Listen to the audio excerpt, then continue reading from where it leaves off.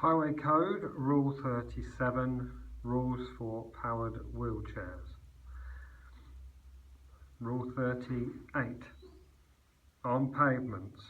Pavements are safer than roads and should be used when available.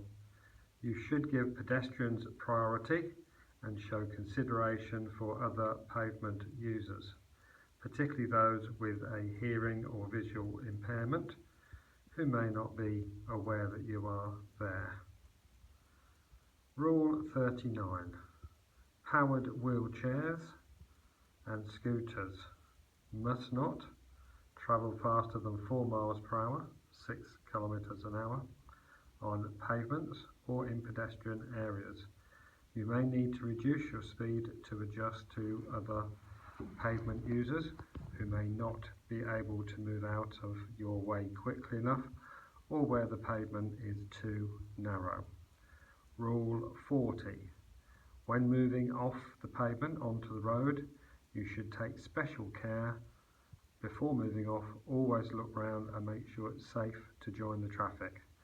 Always try to use drop curbs when moving off the pavement.